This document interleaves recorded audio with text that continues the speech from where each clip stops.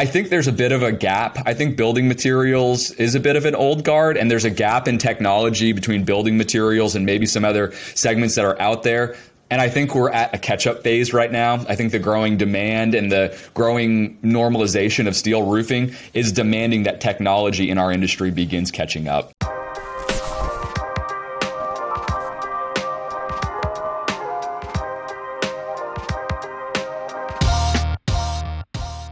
Welcome to the Construction Disruption Podcast, where in just a few minutes each week, we uncover the future of building and remodeling. Join us as we explore an industry that is constantly evolving with new products, new designs, new practices, and new technologies.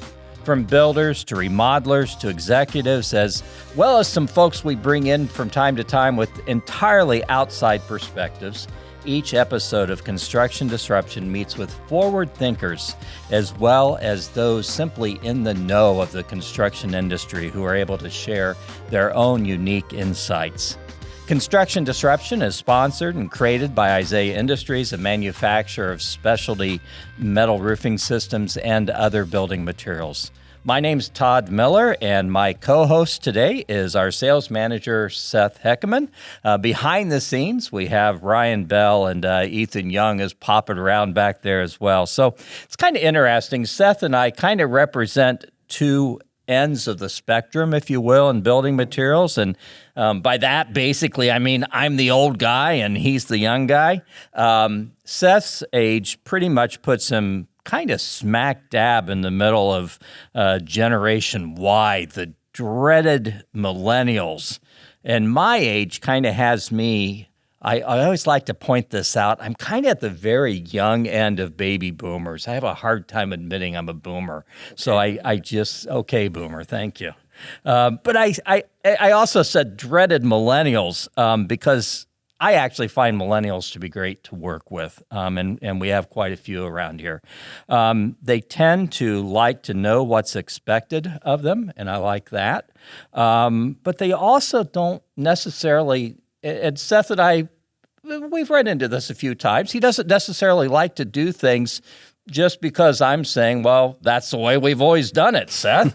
and so I think that's fantastic that he likes to push at things and know, why are we really doing it this way? And are there better ways? Are there simpler ways? Are there more efficient ways? Or ways really that serve our customers better as well? So I've also found that millennials, and working with Seth and others, they really like to see purpose and meaning in what they're doing.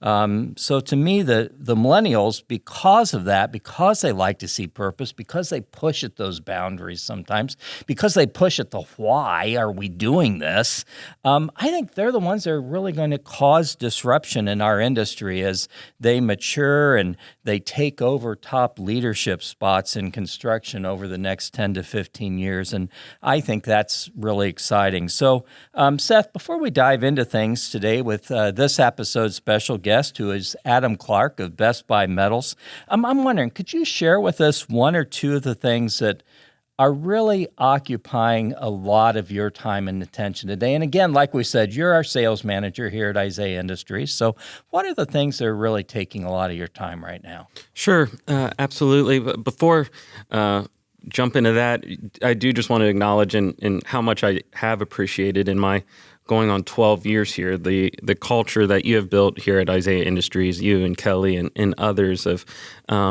bringing in millennials and newer generations and building a cohesive culture around the qualities and values everyone brings and trying to lead us all in that direction. And also a culture that provides that meaning and that why, trying to always look forward. But yeah, we've got a few exciting things going on here right now. This year, and it keeps coming up consistently over and over again on these episodes of the Construction Disruption. But, this year has been dominated by the supply chain challenges that we're seeing all across the industry, and no manufacturer has been immune to those. So we've spent a lot of time and energy, both of us, trying to make the most of every pound. You more than me. You spent a lot of time on it. But make the most of every pound, stretch it, get creative with what we're doing, and really just trying to limit the impact on customers as much as we can. Something I'm proud of too, going back to that culture element here, is we take a little bit of a different philosophy, I think, when it comes to filling customer needs, especially in these times where there's so little to go around, where rather than a big dog eats first mentality where we really take customer size and volume into greatest consideration when it comes to that, we really are trying to take everyone's needs into account, kind of limit the exposure across all of us rather than unduly impacting any single customer and any of our, on the lower end of the volume spectrum, customers. And really, for us, I think comes back to one of our core values of relationships. We value every single relationship, but then two, we are well aware that if we lose an install day anywhere out in the field, anywhere in the country, we do not get that day back. And if we lose a day of skilled labor, our most valuable asset that any of us have at this given moment, we never get it back. And if we have too many of those skilled laborers go find something else to do. Yeah, and so trying to keep every crew as busy as we possibly can and being mindful of that and everyone's needs. That's been a juggling act sometimes this year, but so it's taken up a lot of time, but I think our customers have appreciated that, and it's felt good that we're making that best effort. Yeah, it's always good when we can tell them, hey, this is the way we're doing things. And, we've pushed at people a little bit this year saying, hey, get your orders in early, even if you know that you aren't going to need it for a while, because that at least allows us to plug you into the queue. And then, of course, we've been doing a lot of things behind the scenes with smaller paint runs than normal and things just to try to meet those needs and keep things flowing. So thank you for your efforts on that. I appreciate it, Seth. So our guest today on Construction Disruption is the Chief Operating Officer of Best Buy Metals, Mr. Adam Clark. Like my friends Seth and Ryan and Ethan here, Adam is also a millennial, correct? You kind of fit right in there. And he's just like Seth and Ryan, he's already in a strong leadership role in the building materials industry. So I'm surrounded today by Gen Y, and I'm anxious to learn from y'all. So Seth and I recently had the opportunity to spend a couple of days with Adam and several other great team members of the Best Buy Metals team at their corporate headquarters in Cleveland, Tennessee. And I have to say, I was overwhelmed by you guys' hospitality, your professionalism, your commitment to integrity. But I was also really what I was stunned by was just the breadth and the diversity of the type of work that you folks are getting involved in. Kind of interesting. So the latest numbers that I'm not even sure they've been released yet, but they're just coming out, show metal at a 15% share of the residential re-roofing market. And that was for 2020. 2019 numbers, I think, were 12%. So that's a huge leap from 2020 to 2021 in the midst, 2019 to 2020 in the midst of the pandemic. But anyway, again, that 15% mark, that's the highest it's ever been. That's great growth for an industry over the years. And you folks at Best Buy have certainly been a big driver behind that growth. And we appreciate all you do for our industry. So Adam started as general manager with Best Buy Metals in 2009, and he served as the fast-growing company's chief operating officer for the past 4 years. He has a bachelor's degree in business administration from Lee University. When I was down there, I had a chance to drive that main drag through the beautiful campus, and I enjoyed that.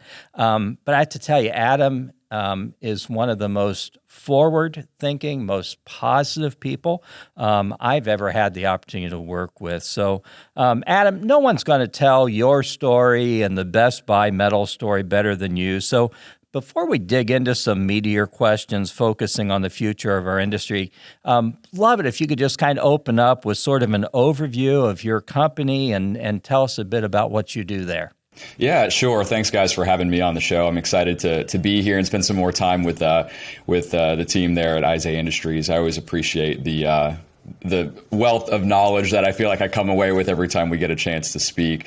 So Best Buy Metals is a metal roofing manufacturer, roofing and siding, and we primarily focus on the through fasten market. So that's your agricultural panel, and that's going to be kind of a bigger demographics. It hits a certain price point for a lot of people looking to get into the metal roofing world. And for us, we feel like we can serve that industry really well through some of the services and some of the value that we're able to offer. So like Todd was saying, we love serving people. And I think that really came from our focus of being a retailer first. So when I started with Best Buy Metals, we weren't even manufacturing at the time. Actually, we were buying from another manufacturer and we were retailing metal. And I think that really got us kind of connected with the customers in a unique way. And when our volume started to grow and we realized that maybe we could serve our customers even better by manufacturing and offering products still in that retail model, that's where we really started to take off. We were able to cut down on lead times. We were able to control quality a little bit better. And we were able to offer a really unique customer service experience from a manufacturer's perspective, not just from a retail or a distributor's perspective. So our model is really focused on dealing with homeowners and contractors. That's the space that we love to live. And, part of my role here is to keep us focused on that. It's sometimes easy to be distracted by these 6 and sometimes 7-figure projects. And when we can get them, that's great. But sometimes our team needs to be reminded that if we waste too much resources on those projects that a lot of people are going after, we miss the ability to serve the people in our own communities that we really are able to connect with in a unique way. Wow, that's interesting. And I know we've experienced that also. And even contractors who always get excited about a big project, I'm always like, yeah, don't forget about what the opportunity cost is of that. So, but great that you guys get involved with some big stuff as well. Curious, how did you come to intersect with Best Buy Metals? I mean, was construction industry, was that always a dream of yours growing up, or what happened to kind of connect you with Best Buy? Sure. Well, I happened to move to Cleveland, Tennessee to go to Lee University. So that was kind of the driving force that brought me south. I'm actually from northern Vermont, so New Englander. But I came down here and I graduated like I thought was normal in 4 years. But most of my friends decided to hang out in college for a little bit longer. So I kind of hung around Cleveland as well. And I was actually working at a Sears store that was here in Cleveland, if that tells you how long ago that might have been now. And believe it or not, I was working kind of adjacent to the owner of Best Buy Metals' mother-in-law. And she saw me working, and she saw, my work ethic and the way I communicated with customers.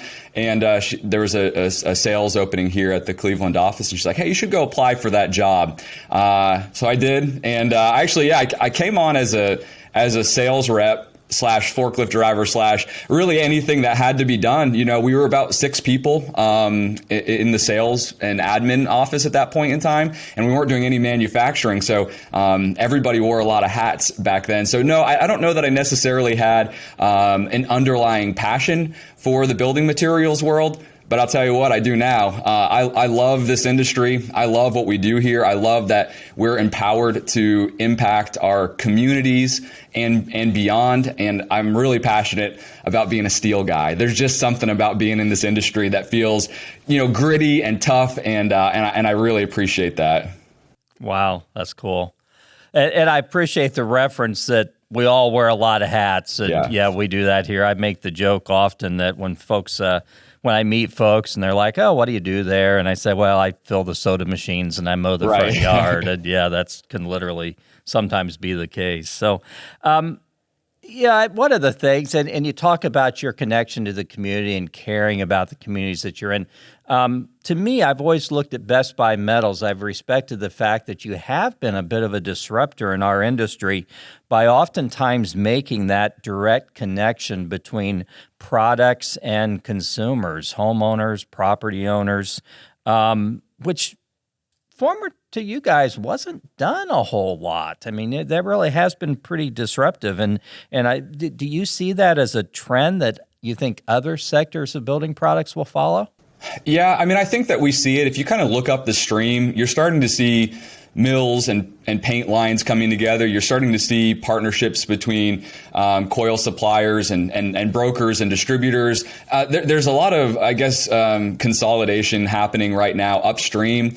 And I think it's all about being able to create a more unified experience for whoever the end user is. If we're buying coils, the mill and the paint provider and our broker are now kind of in this unique chain, which has made our process much easier, and we're able to get a little bit more transparency in the process. We think that that's going to trickle down to every segment of the supply chain. So yeah, I think, for Best Buy Metals, again, we have the background in retail. That's kind of where our roots were, but I do think that's a trend that people are, you always, you start to hear manufacturer direct or, direct selling. And what we've discovered is there aren't a lot of people distributing materials who know as much as we know because we manufacture it. And so we think it's almost a disservice to our customers to say, okay, we're going to sell it to somebody who's going to sell it to you, but they don't know as much about the product as we do, and they're not going to educate you and inform you as well as we do. So I do think that customers have more access to information. I think they're going to demand more from suppliers. And I think that you're going to see this consolidation where you have a lot more of an interwoven structure between the people making the products and buying the products and selling the products, so that the end user kind of has access to all of the relevant information. I will say this, though. It's hard. I look at what we do here and the sales force that we have to sell direct to consumers. And our sales force is pretty big for the total revenue, the top line revenue that we do. I think if we were compared to another supplier who may be focused on wholesale distribution, they might be able to do with 2 people what we do with 10 people. And so we have to kind of think about that. Do I think that's the way that it's going? I do. I think that I think the end user will demand that. Is it an easy transition to go from distribution to retail? I think it's a really tough transition. I think it will take some time for people to get there. That's interesting. It sounds really familiar because I think we're in a similar position where our customer service and sales teams or in-house sales teams are 3 times the size of our competitors. And sometimes I think about, why do we have to work so dang hard compared to, what they're doing and what are we missing? But, there's a powerful, unique selling proposition there, that connection and that knowledge. And we're every day having 45-minute conversations with a homeowner in some far-flung place of the country trying to sell them a roof. And I think you guys are in a similar spot, and it's rewarding, and it also positions you very uniquely and gets people's attention. So pitch Best Buy a little bit more for us. So, you talked about, that knowledge, you're talking about the service level.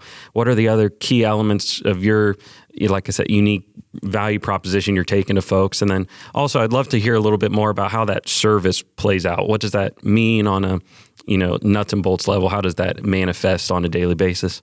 Sure. Well, customer service is our number one core value and our number one competitive advantage. So that's what we can focus on first, I guess. But we have a policy. If the phone rings, it's answered. If it's not answered by the 3rd ring, it rings at my office for all of our stores, all 6 of our locations.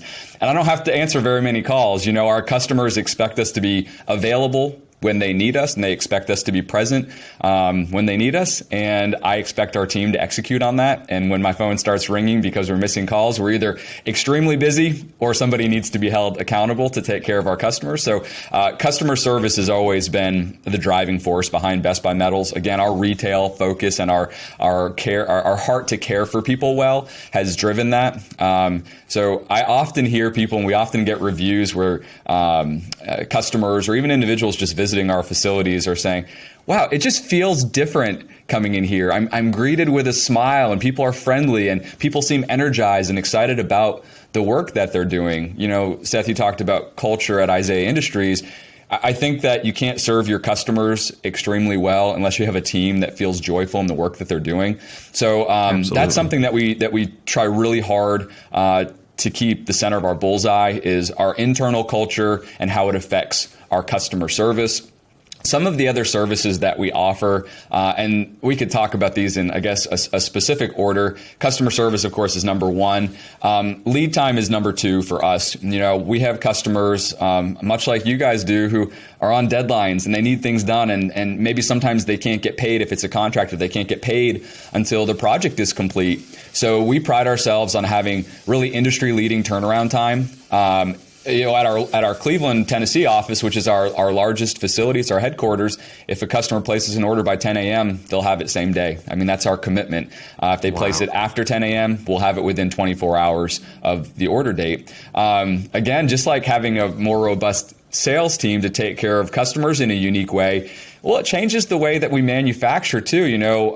People in the industry may be familiar with this, but sometimes we have to change to green or charcoal coil 3 or 4 times a day.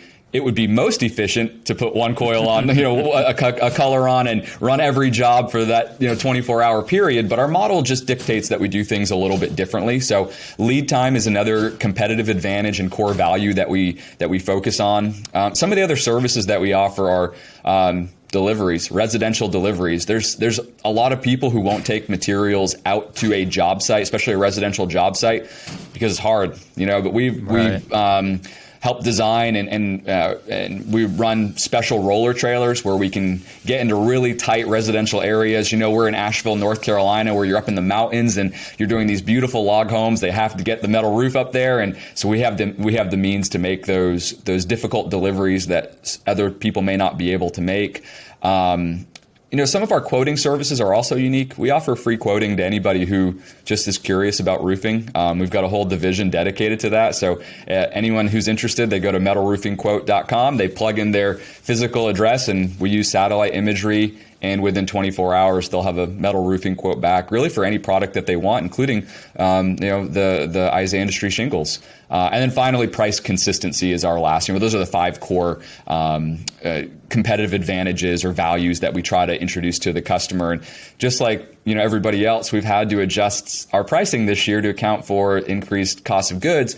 But we've been committed to a pricing model that's consistent, that's reliable, and that customers can come to know as being fair market. Awesome. Thank you. That's exciting to hear all you guys are doing and implementing. I can't imagine how on your game from a system standpoint you have to be to not know all you've got to make that day until 10 a.m. So that we'll talk about that some other time, but that's sure. Testament to your organization too. Good stuff. I'm going to step in and share an old guy story if I can real quick. So you guys were talking about, how this change in distribution channels and, has affected things and, how we see that as an ongoing part, not necessarily always having all these layers of distribution. Well, I remember a story. This was in the olden days. So a guy pulled up to his workplace, and was out in California, pulled up to his workplace in his truck, opens up the door, and blam, from about 30 yards away, someone just blows the door off his truck with a shotgun. And this was all about someone being very upset because he was trying to go around distribution channels. And this was probably 35 years ago. So, I mean, you guys, it's stuff you're starting to take for granted. This was serious stuff when it was, disrupted. So, again, a lot to Best Buy Metals for being that disruptor, because I agree 100%. We don't necessarily need all these layers that just make things more difficult, more expensive, more convoluted, and also just take the end customer, the end consumer further away from, who has the information.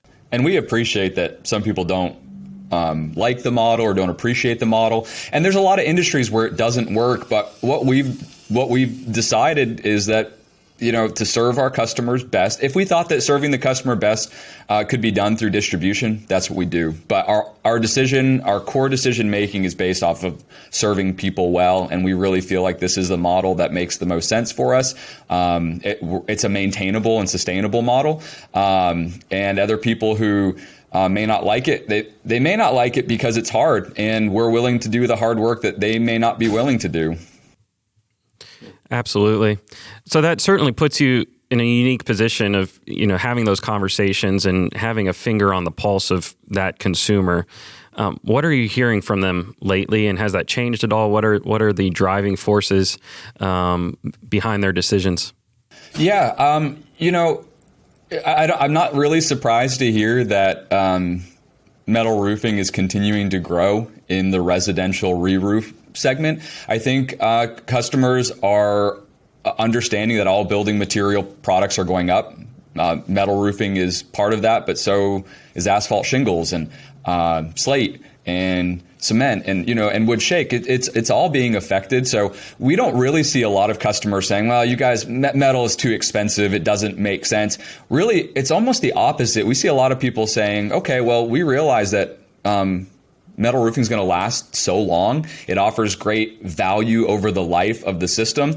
And if I don't have to worry about replacing it in 12 years, because who knows how expensive shingles or whatever product is going to be in 12 years, well, they start to see and they're feeling the value because of the longevity of the systems. And that's all part of the education that we're trying to introduce to our customers. And, we have a side-by-side comparison. Here's a 40-year metal roofing system versus an asphalt shingle system that you may get 12 years of life out of. If you have to replace asphalt shingles 3 times at an inflated cost of materials and an inflated cost of labor, at that 40-year mark, it's really surprising that you're going to have to make this huge investment in shingles. So the initial investment between shingles and metal is really pretty similar in our segment of the world, at least. But the long-term value of the system really speaks to the customer. So, and as far as contractors go, they can still make money. They're not. It's not to a place where they can't make money. I think if it got there, then everything would come to a screeching halt. But it's more expensive, no doubt. But everybody still sees opportunities out there. I think the infrastructure bill is going to put more money out there for people to spend on home renovations, and I think that's going to be a good thing for our industry. Yeah, good point. So if we look at materials, product designs, technology, maybe even other things, where do you see some of the bigger disruptors coming from to our industry down the road? I think technology for sure is the most obvious one to me. We leverage a lot of technology in a unique way. The way that we quote and the way that we get the quoting process started with our customers by giving them the opportunity to get a no risk, free quote. By leveraging some of the technology that's available, we're able to do that. I also think technology is going to affect the way that customers are going to begin buying. We've actually started an e-commerce division because that's the world that we live in. Thanks, Amazon. We have to make it as easy for the customer as we can. And there are some complexities with metal roofing assemblies or systems, but there are components that can be sold relatively easily on an e-commerce platform. So we're rolling that out. And you guys met Nathan Libby. You guys know Nathan. He's actually working on, how do we get a turnkey project available to customers on an e-commerce platform. And that's a little more complicated, and we obviously don't want to lose our ability to interact with customers and sell some of the other value that we think we can bring to the table and that our products can bring to the table. But technology is really the thing that stands out. I don't know if you guys are familiar with Hover. You can actually go out and just take pictures of a building and it generates all the dimensions. That technology is just unreal. And I think there's a bit of a gap. I think building materials is a bit of an old guard, and there's a gap in technology between building materials and maybe some other segments that are out there. And I think we're at a catch-up phase right now. I think the growing demand and the growing normalization of steel roofing is demanding that technology in our industry begins catching up. Yeah, interesting. Anything in particular you see in the future of Best Buy Metals that you'd want to clue us in on that you see? And I love what you're doing with the e-commerce site and things. Yeah. Well, we're really excited about a number of things. The e-commerce is certainly exciting. It's kind of a new space for us, even though we've had a national sales team that sells all over the country. We've not had a platform that's been really robust to get, materials out, a bag of screws or, basic products out to customers in a very easy way. So we're excited about that. We're also really excited about our pole barn division with steel trusses. during the pandemic, people being home and needing to find ways to utilize the space that they were kind of allowed to be in, steel trusses became really, really popular. We had these 10 by 10s or these 20 by 20 roof only steel truss structures going up. People were putting fire pits under there. People were putting TVs out there. They were kind of tailgating in their own backyard, rain or shine. Now that they had some coverage, so our steel truss division, American Pole Barns, is really, really exciting. We think that that's going to be a big part of our future, and we're about ready to kind of spread our wings a little bit more geographically as well. Every few years, we launch a new location, and we're kind of right there, ready to get out into some new communities. So, I won't maybe spill any more beans than that, but our model best serves the communities that we're directly located in. So, having a physical presence in these communities that we identify could really benefit from us being there. That's another thing we're focused on right now.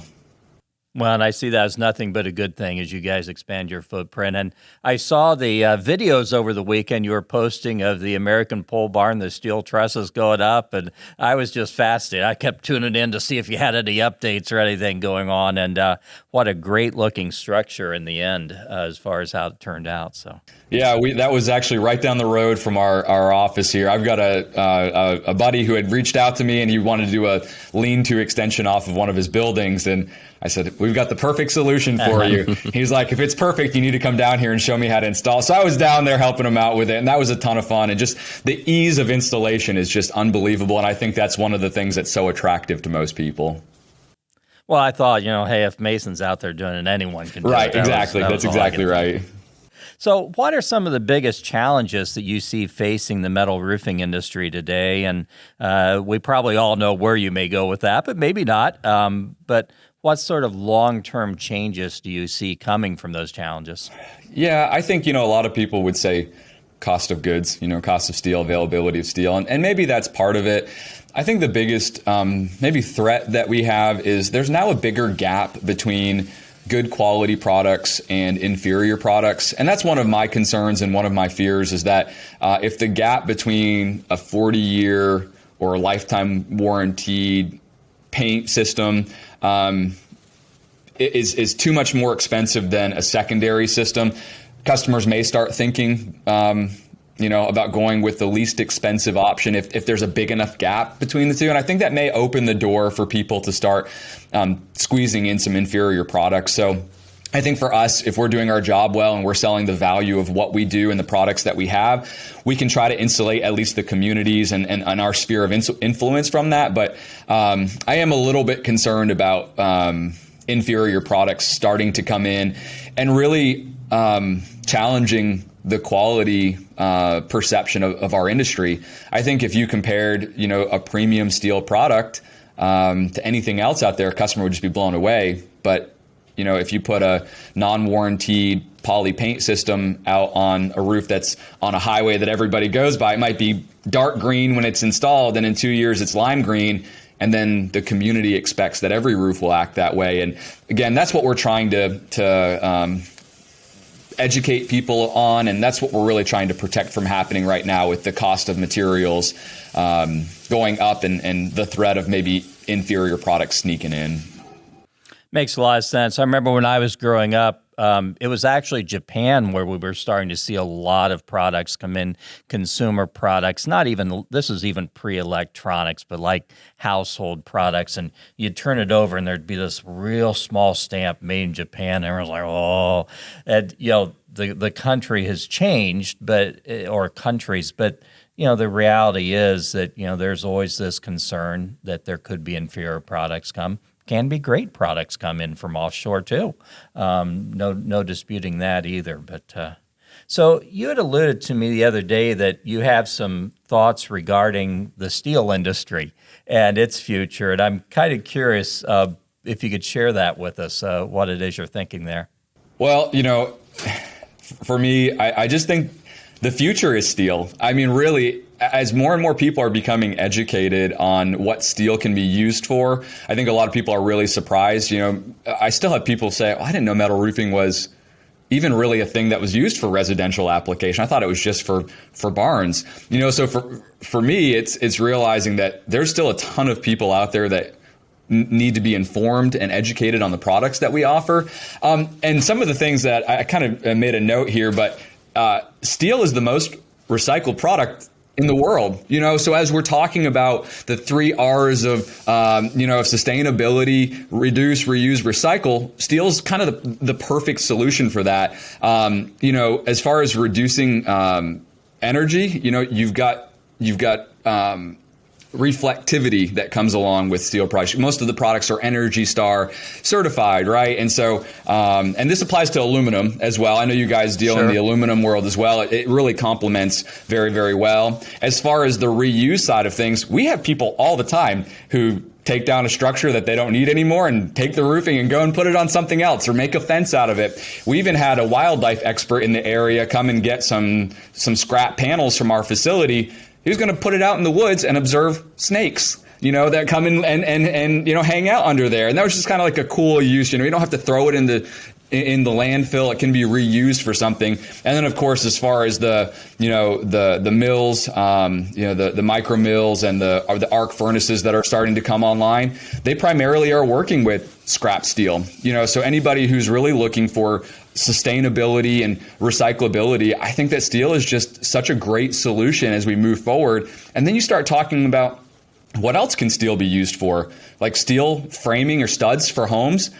That wasn't really in the conversation much before, and then lumber, hit the roof, and people started talking about it again. And then people started talking about barn dominiums. 20 years ago, would you think people would want to live in a barn? And now it's like, it's what people want. And it's so exciting to hear that that's the trend that's coming. I just think that everybody can find applications to use a product that is so versatile, is able to be recycled and reused in a really healthy way. I really just feel like the more people learn about the steel industry, the more they're going to realize it's such a healthy part of really any economic or any part of any segment. I mean, think of any type of segment that doesn't use steel or can't use a steel product for at least some type of substitute product. It's just such a great product that even think of the Etsy stores that you see, right? The corrugated panels that are cut out and they're letters and they're decorative. That's great. Look at it's so versatile. I'm excited. I could talk about steel products all day, so I'll kind of end it there. But the American Iron and Steel Institute said that the U.S. recycles enough scrap steel every day to build 25 Eiffel Towers. Wow. Which is, is there any other product out there that can be reused like that? I don't think so. Wow. That's incredible. Changing gears a little bit, I know that our companies have some real synergy in the form of wanting to have a positive influence in our communities and our industry and even in the world. And for both of our companies, a lot of that comes from a very deep Christian faith. I know that your company, Best Buy Metals, has been very active in supporting people in Haiti. Just kind of curious, how did that come to be, and what role does that activity play in your company today? Yeah, sure. So our owner, Isaac Libby, had actually been doing missions work with his church in Haiti even before he started Best Buy Metals in 2002. So this has been ongoing, for a long time. And, as Best Buy Metals began to grow and as he had some as Isaac had some resources that were available, he started taking those resources to the people in Haiti, and he has so much over there. Really, I think his heart to serve people shines really brightly over there with the people who are in need. And that's one of the messages that, he comes back, and he often takes our staff over there with him. Anybody who wants to go, he'll take them over. And the message is always like, you don't really realize what we have here, in the United States. You don't really realize what true poverty is until you get to a place like Haiti. And for Isaac to take the resources, he could go out and buy houses and cars and, do whatever he wants to do, really, but he's really committed to caring for people well over there. So he actually oversees and owns an orphanage over there, Arms of Hope Children's Home, and they've got about 20, 25 kids on a pretty regular basis that are kind of coming through. They also sponsor 150 kids through a school system over there. They have a nutrition program where they'll take like these nutrition, almost like peanut butter packs out, and they'll go to the local communities and try to identify the people in greatest need. And that's, he always tells me that's the hardest part. You know, you can't help everybody, and you have to kind of find the people in greatest need, which is, you know, normally the kids. They've got a really great widows ministry over there as well, where they're taking care of widows who, you know, if they don't have any support, it's really tough for them. So we built a lot of homes over there. You know, we've done a lot of work for, you know, the general community that we're with over there and that Isaac's with over there. We even sent a standing seam machine over there, one that kind of, we had replaced it here with a newer model. It's still works fine. It's electric, runs off a generator. So, you know, we've got thoughts of maybe trying to create some job opportunities for the community over there with a metal roofing system or metal roofing opportunities. So those are just some of the things that we do. But yeah, Isaac and his wife, Angel, they go over there almost every month. It's been a little bit disrupted, you know, with the pandemic, but they're over there very, very regularly. They're very, very involved with what's going on over there. And again, for our team to see the leader of our company expressing his heart to those people, it really makes it easy for us to express that same kind of love and care to the people in our communities. And I think that's kind of the driving force behind our focus on customer service and caring for people well. Wow, that's tremendous. God bless you all. I know you've been to Haiti once, twice? Yep, just once. So, yeah. Seth and I's first connection actually was when he kind of tricked me into going on a missions trip to Tijuana, actually. But how life-changing that is for everybody, and that's fantastic, Isaac, taking your team members on that kind of experience, because it truly is life-changing. Curious, changing gears again, if you were to look at someone who's just now getting involved in the construction industry, what advice do you have for them? Yeah, I mean, how do you make yourself different than everybody else who's already in the space? I mean, there are very few original ideas and original models out there, and if you come up with one, good for you, and run with it. But if you're copying a model, or if you're moving into a model that you've been trained or equipped or have some experience in, really the first thing I would say is make it focus on quality service and a quality product. You know, there are a lot of people who can come and have inferior service and can have an inferior product, and they might be able to sustain for a period of time. But I do believe that only the people who are offering the best service complemented by the best products are going to have enough attraction from a customer base to grow. I think that there's just enough people in there doing it at a mediocre level. If you start blending into the gray, you're not going to find opportunities. You know, everybody can sell something cheap. And actually, Todd, you mentioned this when last time we were together. It becomes a race to the bottom. You know, if you're trying to sell based off price alone, you know, how do you get a lower price? You buy a cheaper product. You pay less for your people, you know, and the value of the service and the value of the product goes down to the bottom until it's something the customer doesn't even want anymore. The other thing I would say is, you know, build something that's hard to replicate.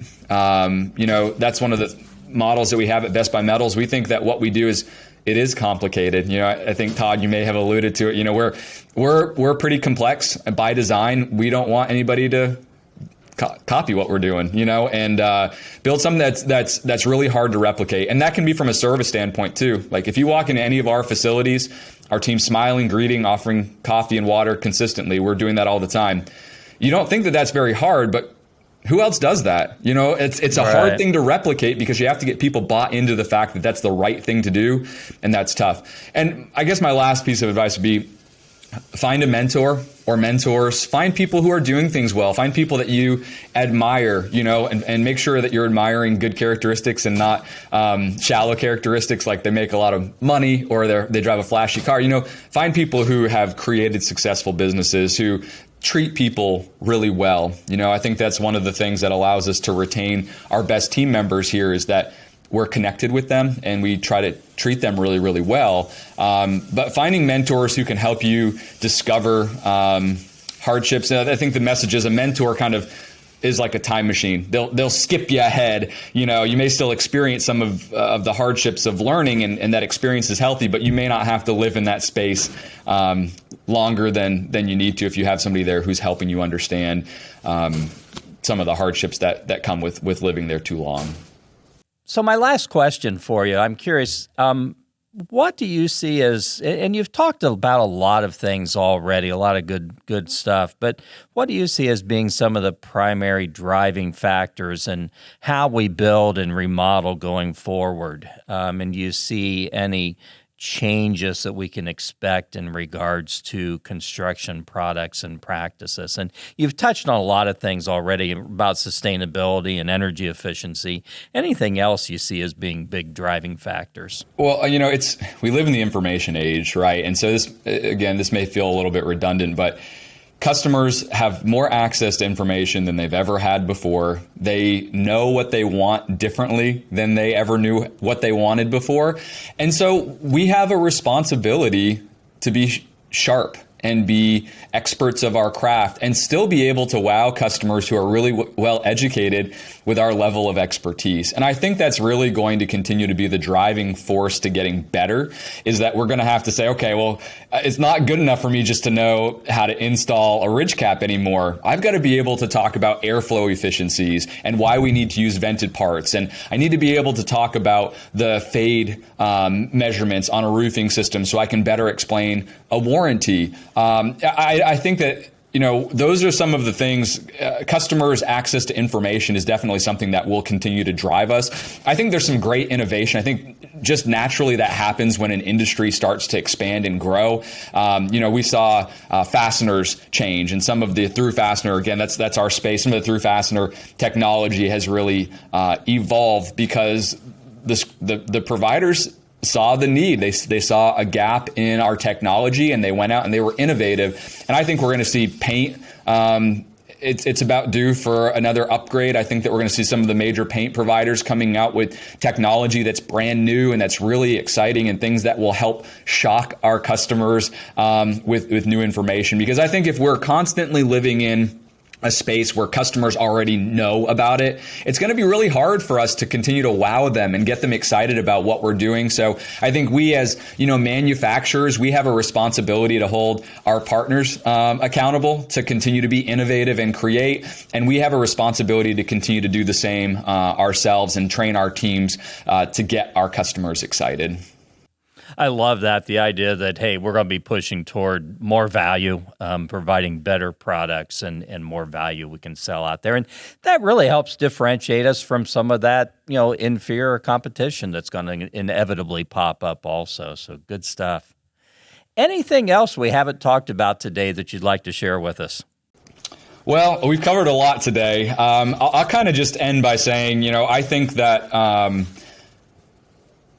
taking care of people, and I think that's, when we talk about what the pandemic did, I think it really shook a lot of people back to the center of humanity and caring for people well. I know not everybody, but that's been my experience, is that we've had a lot of even competitors call in and check on us and see how we're doing, and it didn't feel like it was in an aggressive way. And I think that this is a great opportunity for us to kind of set the benchmark of being kind, operating with integrity, treating the market correctly, and treating our customers the way that they should be treated, and holding that benchmark and not letting it slide back to a place where it was just easy. When it was easy, it's kind of easy to just be like, oh, that customer doesn't know. I'm going to put another 5 points on this project and they don't have to know about it. I think we're to a place where we were shaken a little bit and everybody started to care about people a little bit more again. And I would just really love to see that be a benchmark that we hold tight to. That may not be related to the steel world, but it definitely was part of the disruption that I experienced over the last 18 months or so. Oh, good information and good stuff for any business out there as far as where to keep their focus. Good stuff. Thank you. Well, this has been great. Before we close out, so you know nothing about this. I'm going to ask you if you'd like to participate in our rapid fire questions. All right, let's do it. These are 7 questions. They may range from silly to serious. Just give your quick answer off the top of your head. And again, the audience needs to know you know nothing about this. So here we go. Dream vacation. I went to Grenada a couple of years ago, and I got to say, going out there and just there's nothing to do except hang out at the resort, and that was just fine by me. So that's kind of my dream vacation. If I had a babysitter for my kids for a couple of days, that might not hurt either. Awesome. Oh, by the way, you get another one on the way here shortly as well. Yeah, in a couple months. Yeah. Exciting. How many books do you read or listen to a year, roughly? Yeah. Traveling to Charlotte more this year has certainly resulted in my audiobooks going up. I probably read about 10 books a year, and most of those are focused on business and development. My audiobooks are sometimes a little more casual enjoyment, some fiction. Probably 10 to 15 a year. Good stuff. Number of emails you send a day? Ooh. I actually tallied this up a couple of months back. I was probably around 120. I've scaled that back a little bit as I've asked some of our leadership to step up and help me out a little bit. But yeah, there's probably about 100 emails a day. Wow, that's a bunch. Weirdest thing you've ever eaten? During the pandemic, I ordered in some chocolate-covered grasshoppers from Amazon, and me and my 5-year-old daughter, we snacked on them, and that they were fine. It was a little bit bizarre, though.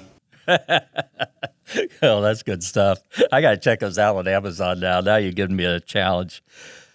Have you ever cut someone else's hair? Not a person. I guess I've cut many of my pets' hairs. No, I have not. I use the clippers. Does that count? Buzzing somebody's head? Sure. Okay. Sure. Yeah. We'll let yeah. that My count. younger brother. I actually got him on accident one time, so we had to go. We had to do the whole thing.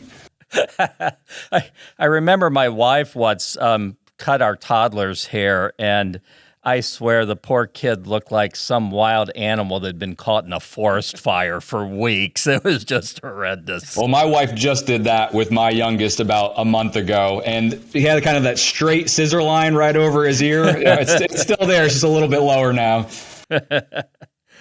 If you ever owned a yacht, maybe you do, I don't know, what would you name it? Geez, I don't know. I'm terrified of the ocean, so maybe this can be a yacht for a lake. I don't know. Well, we can catch that one next time. Yeah, harpoon. I'm trying to think of like something steel related. I can't really think of anything steel related. Best Buy would be nice. That'd be Best Buy pontoons, something like that. Yeah. No, earn some points. Your wife's name. That's what There you you got to go. do. So we'll tell her that was your answer. Well, so. she tells everybody that her nickname is Cobra. I don't really know why, so maybe we can call the yacht Cobra. There you go. Okay, final 7th question. Any hidden talents? I can work like a 16-hour day, 6 days a week, and it doesn't really take its toll on me like it does to most people. I don't know if that counts or not, but that's kind of the space I've been living in for a little while. I'll tell you, that's the mark of a lot of leaders out there right now, that's for sure. Lots of hard work going into propelling this country forward, that's for sure. Fantastic. Well, this has been great, Adam. Thank you so much. Really enjoyed our time together. Tell me, why might someone want to connect with you? And if they wanted to, how would they go about doing that? Yeah, I mean, one of the things that I really like to do is be a resource for people in the industry. So if anybody wanted to reach out to me, Adam at bestbuymetals.com, you can go to bestbuymetalroofing.com to, see everything that we have going on here. We also have Metal Roofing University. It's a podcast that we do to help educate homeowners and contractors on the value of metal roofing. So any of those methods would be fine. And I certainly love the opportunity to speak with people in the industry who may just have questions or even some feedback. Maybe they didn't like something that I said, and they want to talk about it. I certainly welcome that as well. Good stuff. And I got to compliment you on knowing which shoulder to go over, because if you told me right or left and looking into a monitor, I wouldn't have a clue. I practiced that before we started just to make sure we could get it on the show. Good job. Well, thank you, everyone, for tuning into this episode of Construction Disruption with our special guest, Adam Clark of Best Buy Metals, a company that really has and is continuing to change the metal roofing industry. Adam, it's always a pleasure to visit with you. Thanks so much, guys. Thanks, Todd, for setting it up for Adam to come on this episode of Construction Disruption. I thought that was great, exciting to connect with someone so passionate and in the trenches of our industry. And that passion just comes through in so many aspects of how he's looking at their business and the industry as a whole. I think the key theme that kept coming up over and over again was this idea of value and how we then differentiate ourselves, all of our products and companies in the marketplace, from multiple different perspectives. This idea of inferior products coming on out to market, and how we manage that, and how we help educate consumers on the difference between AZ50 or 55 and between AZ15. Something they've never heard about before, something they obviously aren't hearing about from those competitors. Something they assume doesn't even exist. I mean, they don't even think about it. No context. So if a product's on the market, we assume the product's going to do what it says it's going to do. So in managing that and building that value while we're dealing with all the more empowered consumers and who think they can know everything. Even the internet has empowered them to that point. And, but if they don't know what they don't know what to Google to define the metallic coatings that the products they're considering. So I think it changes everything at all points of the sales process, from marketing, selling, to the customer service at the end of it. It's what we all have to be thinking about. Yeah. And it's great when I see young leaders, and I see you guys coming up and having that kind of passion, because, I think there's always a point as you go forward, you kind of wonder, gosh, will the next generation really continue the passion of the folks before us? And, one of the things I've heard a lot about in my years in the industry has been the guys who were making this industry back in the 50s and 60s and 70s before my generation came along, and, the stories I've heard of about them. And, back then it was more pioneering, and it was hard work, and it was same thing, though. It was still selling value. But yet here we are today, and how do we keep propelling forward? And great for me to see younger folks coming into the industry and continuing to push it forward, because it's huge. $1.6 trillion in construction in North America, and growing. It's huge. It's vital. We see things like the Surfside collapse, and we understand how vital good construction and good products and good attention to maintenance really are. And so, that's encouraging to know that there are folks who are going to keep pushing it forward. Yeah, it's important. And we think about all that, over the course of your career, the Metal Roofing Alliance, PVDF coatings, all these huge advancements that you've been a part of pushing that industry forward. It's on us. Working together, boomers and millennials, to figure out what the next things are going to be. So. and it's exciting, because what will those next things be? And I know yesterday I met with one of our paint suppliers, and even though there's still a lot of uncertainty out there in the world and then in the supply chain, the thing that kept coming up was, we can keep getting better. We can keep doing more of this and doing it better. So that's exciting. It'll be fun to be a part of. Good stuff. I encourage everyone, please watch for future episodes of our podcast. We have more great guests on tap. Don't forget to leave a review or comments on Apple Podcasts, and we'll be on YouTube as well. Until then, I encourage all of our listeners, change the world for someone, make them smile, bring them encouragement, bring them hope. All of those are some of the most powerful things that we can do to change and disrupt the world. And that's something, when you think about it, that a smile may be a disruption to change the world. That's incredible. One interaction at a time. Everyone, God bless. Take care. This is Isaiah Industries signing off until the next episode of Construction Disruption.